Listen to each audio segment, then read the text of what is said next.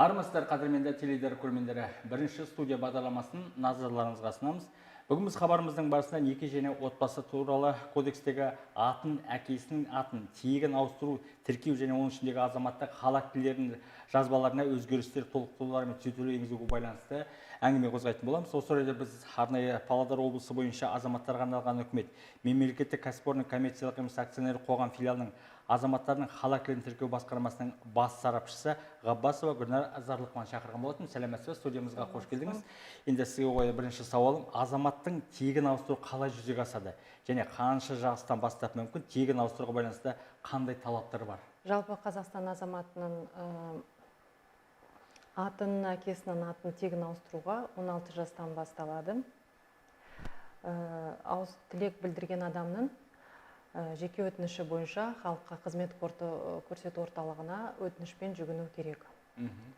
Енді ол жүгінгеннен кейін мынандай дәлелді себептер бар. 13 себептері бар. Соны айтып өтсем. Тегінің оғаш естілуі, айтуға қиындық келтіруі, ортақ текте болғысы келген жұбайымның тілегі, некеге дейінгі тегін алғысы келуі, бұрынғы некеден туған балалармен ортақ текте болғысы келуі, жұбайы қайтыс болған жағдайда некеге дейінгі тегін алғысы келуі, жұбайы қайтыс болған жағдайда өтініш беруші некеге дейінгі тегінде болғанда балалармен ортақ текте болғысы келуі, өтініш беруші таңдаған ата-аналарының бірінің ұлтына сәйкес келетін аты және немесе текті алғысы келуі, құжаттардағы атынан өзгеше өмірде нақты қалыптасқан атын алғысы келуі, егер некеге отырған кезде жұбайының тегі қабылданса, некеге дейінгі тегін алғысы келуі, ұлттық дәстүрге байланысты әкесінің немесе атасының аты бойынша текті болғысы келуі, өтініш берушінің іс жүзінде тәрбиеленген адамның тегі мен аты бойынша текті әкесінің атын алғысы келуі, жынысымен хирургиялық жолымен өзгерткен кезде таңдаған жынысқа сәйкес келетін аты, әкесінің атын тектін алғысы келуі кезінде жүргізіледі. Сол 13 мында дәлелді себептер, сол 13 дәлелді себептерге біз қарастырып, Қазақстан азаматтарға тегін ауыстыруға мүмкіндігі бар. Жалпы бұл жерде жаңағы өзіңіз айтып берген тегін ауыстырғаннан кейін қазіргі таңда қанша уақыт алады? Мысалға мен өзімнің тегімді немесе жаңа өзіңіз айтып берген аты жөнін ауыстыратын болса, қанша уақыт кетеді қазіргі таңда? 7 күн араласында ауыстырылады ол. Ол кісі өтініш беруші адам барып өтінішпен жүгіну керек. 7 күн ішінде қарастырып, тегін айырбастауға болады. Жоқ, жалпы кейбір кезде болады ғой, некеге тұрған кезде, некелері қиған кезде, некесінде жұбайы құжаттарын ол 10 күн ішінде ауыстыруға болады. Себепті паспорттық режимін бұзбау үшін. Жалпы жаңа өзіңіз айтып кеткенде құжаттарды айырбастау барысында тегін айырбастау, жаңағы атын айырбастау, мысалға бала кезінен азан шақырып қойған атын 16-ға келгеннен кейін өзі мысалға маған жаңа өзіңіз айтып кеттіңіз ғой, оғаш естілуі бар, жаңағы айтуға қиын деп, мысалға қазақ тілінде діни сенімдегі салт дәстүрге байланысты да жаңа өзіңіз айтып кеттіңіз, аттар қойылады деп. Оның атын айырбастау үшін ол үшін не істеу керек? Атын айырбастауға бола ма деген бірінші сауал. Екінші, айырбастайтын болса қандай құжаттар керек, қалай дәлелдеу керек? Ол енді бізде 2022 жылы қазан айында, қыркүйек айында неке және отбасы кодексіне не өзгерістер енгізілген. Негізі қазір мемлекеттік тіркеу атын және әкесінің атын тегін мемлекеттік тіркеуден күші жойылған. Негізі ондай жоқ. Тек қана ауыстыруға болады. Мысалы, ол үшін ата-анасының келісімі болу керек. Ең біріншіде баланың есімін ауыстыруға, тегін ауыстыруға, ең біріншіде атасы, әке мен шешесінің келісімі керек болу керек. Ал енді жаңа сіз айтқандай құжаттар, мысалы, жаңа мен 13 дәлел себептерді айтып өткеннен кейін жоғарыдағы сол себеп бойынша жиналады құжаттар. Сосын одан кейін біз құқық орталығына жүгінген кейін, сол құқық орталығынан қайталанған деген құжат алады өздері.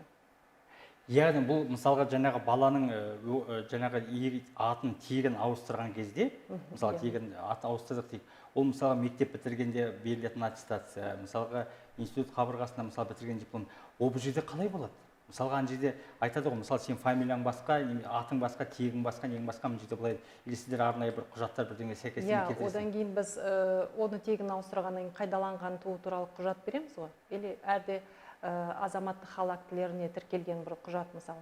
Солған ол өтініш беруші анықтама алады. Мысалы, туу туралы анықтама жазылады мынандай да мынандай, баласының мынандай тегіне ауыстырылды. Мысалы, атын ауыстырылды деген сондай бір анықтама береміз біз АХ бөлімінен. Павлодар қаласында ат жөнін тегін ауыстырушы азаматтар қанша, және соңғы 3 жылдың ішінде көрсеткіште салыстырсаңыз? Бір жылда 300-ден астам іс қозғалады. Атын, әкесінің атын тегін өзгертуге іс қозғалады 300-ден астам. Бір жылдың ішінде? Бір жылдың ішінде, иә. Статистикаға жүгінсек, адамның саны өзгертуге азайған да жоқ, көбейген да жоқ. Бізде мысалы қазір 3 жыл салыстырып бір қалыпта тұр, бір қалыпта бәрі. Сондықтан көбінесе некеге тұрғаннан кейін тегілерін өзгертеді, не әлде некеге бұзғаннан кейін тегін өзгертеді. Сондай өтініштер көбірек деу. Жалпы сіздің ойыңызша көбінесе азаматтардың тегін ауыстыру қандай қажеттіліктен туындайды?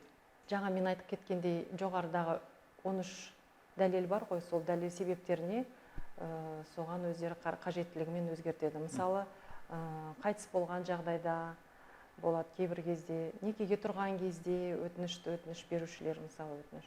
Жаңа оғаш естілу деген, мысалы, сондай көбінесе сондайлармен жүгінеді өтініш. Жаңа неке ажырасқаннан кейін, балалармен ортақ тегінде болғаннан кейін, сондай кезде қажеттілігін өздері. Жаңағы өзіңіз айтып кеткенде, ажырасқаннан кейін тегін баланың атын, мысалға, бірінші некедегі әкесінің атында болатын болса, ат тегі. Ол мысалға неткеннен кейін оны тегін ауыстыру барысында бұл екі жақтың да келісім керек пе, жоқ әлде әкесінің әлгі соттағы шешім бойынша сонымен тегін ауыстырылады, немесе қалай болады бұл жерде? Ол енді мен жаңа айтып кеткендей, жоғарыда бізде 2022 жылы қыркүйек айында өзгерістер енгізілді ғой. Бұрын бізде болатын неке және отбасы кодексіне сәйкес 64 бабына 4 тармағына сәйкес біз некесі ажырасқаннан кейін анасы өзінің тегін беруге мүмкіндігі болды. Қазіргі жағдайда бізде міндетті түрде әкесінің келісімі керек. Ол уже 63 бабына сәйкес 3 тармағына әкесінің келісімі міндетті түрде керек. Онсыз әлде әкесі болмаса, онда нотариалдық куәландырылған сенімхат қажет болады. Яғни тегін ауыстыру үшін? Иә, баланың тегін ауыстыру үшін ол өте қажет. Өйткені біз онсыз ауыстыра алмаймыз. Бұрын ауыстыра беретініміз, иә. Қазір міне ондай заңға енгізгеннен кейін, сондай өзгерістер, біз оны жасай алмаймыз. Міндетті түрде келісім керек. Жалпы жаңа өзіңізді айтып кеткендей, жаңағы мұндай құжаттарды толтыру барысында да әрине қазіргі таңда заманның ағысына байланысты уақытты болмай жатыр. Электронды түрде, ешқайда шықпай, үйде, егов порталдар арқылы, мысалға некеге отыруға бола ма? Жаңа өзіңіз айтып кеткендей, жаңағы 13 осы түрлері бар ғой, осы 13 түрлердің ішіндегі мысалға тегін айырбастау немесе жаңағы атын айырбастауға мүмкіндіктер бар ма қазіргі таңда? Иә, қазіргі таңда мүмкіндік бар. Адамдарға кішкене оңайырақ. Некеге беруге өтініш онлайн түрінде, ол үшін ЭЦП қажет беру үшін. Және бір-бірінің келісімі. Енді онсыз болмайды ғой, келісімсіз. Сосын ал енді тегін ауыстыруға да мүмкіндік бар, егов арқылы.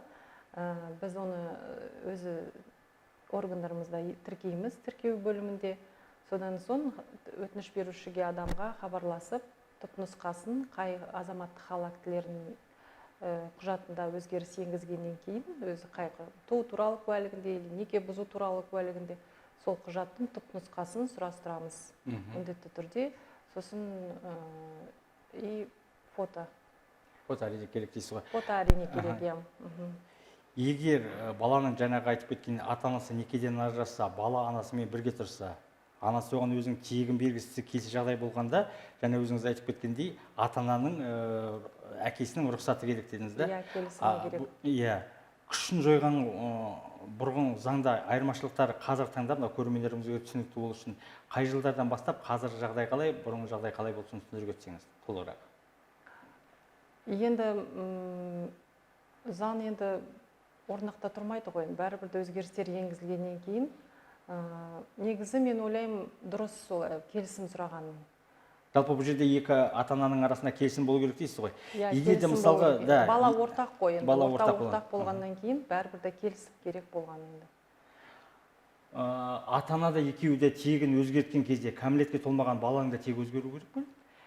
Иә, әрине керек. Өйткені жоқ, мұнда егер баланың мысалы ұлттық ерекшеліктерімізге байланысты мысалы атасының тегінде болса бала, онда қажеті жоқ. Ал енді мысалы бір текте болса ата-анасымен, онда өзгерту қажеті бар. Оны себебі мысалы ертең бір жерде болса да бәрібір өзгерту керек. Мысалы бала бір жерге барады, саяхатпен, нотариалдық келісім керек оған. Сосын ертең айырмашылық болып тұрған кезде ол өте қажет. Жалпы қаншалықты қазіргі таңда мысалға советтік кеңестік дәуірде деп алайықшы, кеңестік дәуірден бастап қалыптасып қалған қазіргі таңда оф, еф дегендеріміз болды, мысалға фамилиялардың арасында сол жалғаулар жалғанды.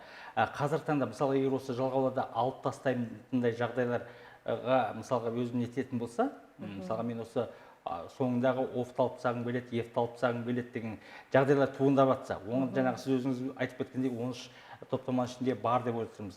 Жалпы ертеңгі күні мысалға өмір бақи оф, ефпен келді да осы зейнеткерлік алдында мысалға зейнеткерлігі шықты делік, немесе басқа бір құжаттардың арасында мысалға бұрын өмір бақи оф, ефтермен келді да, енді қазіргі таңда мысалға құжаттарын айырбастағаннан кейін қарапайым пәтер сатқан күннің өзінде де мысалға сіздің фамилияңыз мына жерде мынандай, қазіргі сіздің құжатыңызда мынандай деген мысалға осындай келеңсіз жағдайлар туындамай ма? Ұлттық ерекшеліктерімізге байланысты, сондай-ақ ұлттық қазақ адамдардың тегі мен әкесінің атын жазуға байланысты мәселелерді шешу тәртібі туралы Қазақстан Республикасы президентінің 2 сәуір айының 96 жылы жарлығы сәйкес ұлттық қазақ адамдардың олардың өтініш бойынша қазақ тілінде әдеттен тыс оф, еф, ева және тағы басқалар, бірақ тегі мен әкесінің аты түбір негіздерінде сақтай отырып, қосымшаларды қоспағанда тегі мен әкесінің атын жазылуын өзгертуге құқылы. Ол үшін халыққа қызмет көрсету орталығына жүгініп өтінішпен айырбастауға болады. Жалпы бұл жерде тегін өзгертуге қандай жас шама аралығындағы бір шектеулер бар ма? Мысалы 16-ға толған бала айырбастала ма, 30-ға келген, 40-ға келген, мысалы осы аралықтар бар ма? Жоқ әлде мысалға кәмелет жасына толғаннан кейін, Қазақстан Республикасының азаматы болғаннан кейін барлығы бірдей айырбастай алады ма? Жаңа мен жоғарыда айтып кеткендей, 16 жастан бастап және ары қарай, өйткені ондай жастар жоқ. Мысалы жастар кейбір кезде болады, некеге тұрған кезде, мысалы 20-25 жастың аралығында, мысалы некелерін бұзады 30-35 жылдардың сондай аралықтарында, сондай сол дәлел себептеріне байланысты өзгертеді көбінесе. Жалпы бұл жерде бар ғой, атын тегін айырбастады делік, мысалға қоспа нелер бар ма бізде осындайлар аламыз деген, сондай Павлодар облысы бойынша жалпы?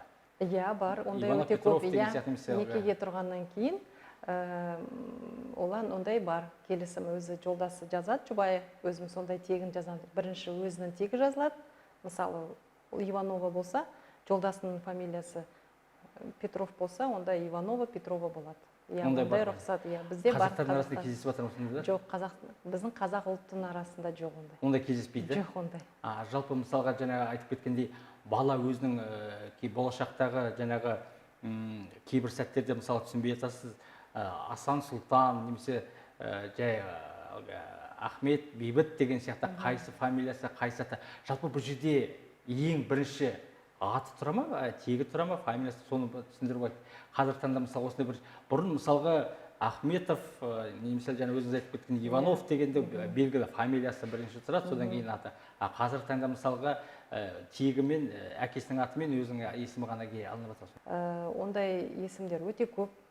мысалы, например, мысалы айтқанда, қосарланған жағдайда ат беруге, мысалы, жаңа мен басында айтып кетейін дегем, негізі неке және отбасы кодексіне сәйкес 63-ші бабына баланың атын, әкесінің атын және тегін алуға құқығы бар. Жаңа бөлек дефис қосарланған ат рұқсат беріледі, тек ол бірақ екі аттан аспау керек. Мысалы, ондай есімдер өте көп, қазір көбінесе ислам жағынан береді, мысалы, көбінесе өз басқа ел шет есімдер береді. Мысалы, Мұхаммед Али міне есімдер, Али Омар деген, мысалы, көп сондай есімдер, менің есімде қалған сондай. Сіздің өңіңіз есімде қалған, да? Жалпы осы текті айырбастау барысында да мысалға барын айтып жатырмыз ғой, қазір таңда қаншалықты бұл айырбастаудың және уақытын айттық, бір жұмадан, мысалы, 10 күн аралығында. Жоқ, 7 күн. 7 күн мен 10 күннің аралығында, мысалы, айырбастайды дедіңіз. Мысалы, осы тегін ауыстыру барысында да қанша қаражат жұмсалады, қанша нелер? Бізде қайталанған құжат беріледі. Бұрын 2 МРП болды. Месячный расчетный показатель. Айлық есептік көрсеткіш. Айлық есептік көрсеткіш. Одан кейін міне жаңа күшін жойғаннан кейін оны азайтты, 1932 теңге қайталанған құжат беріледі. Азаматтық хал актілеріне қандай құжат аластырғысы келеді, сол құжатты 1932 теңге құжатқа тапсырыс береді. Қазір таңда жастардың арасында, немесе жастардың арасында деп айтайықшы, көп есім берілетін, қызықтыратын бір есімдер. Бұл мысалы біздің өзіміздің жаңағы өзіңіз айтып кеткендей дінге байланысты ма, жоғалдағы еліктеуіш, мысалға кинолардағы, түрік фильмдарындағы ма, немесе қандай мысалға аттар қазір таңда осы Павлодар облысында, Павлодар қаласында деп олайықшы, қандай мысалға көп кездесетін есімдер бар қазір? Көбінесе дінге жақын. Дінге жақын. Енді бұл мен ойлаймын, қазіргі таңда көбінесе жастар өте ақылды, сыпайы бәрібір есім берген кезде ақылдасып, үлкендерден ақыл айтып, әже сен қой, ата сен қой деп есімдерді беруге рұқсат алады. Біріншіден мен өте ризамын сондай балаларға. Кейбір кезде болады, маған келеді айтады, вот әжем осылай айтты, атам осылай айтты, есім қойсын деп. Мысалы, енді мынандай қазіргі таңда көбінесе дінге байланысты есімдер.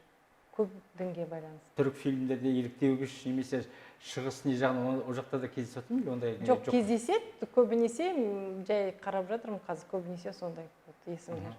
Жалпы қазір таңнан бастап сіздердің бұрынғы неке қию ақш несін қазіргі мына жаңағы хабарымыздың барысында айтып кеттік, азаматтарға үкімет мемлекеттік коммерциялық емес акционерлік қоғамның несіне қосылдыңыздар. Қазір таңда жұмыстарыңыз қаншалықты жеңілденді, немесе қаншалықты ауырланды, немесе қаншалықты ерекшеленді?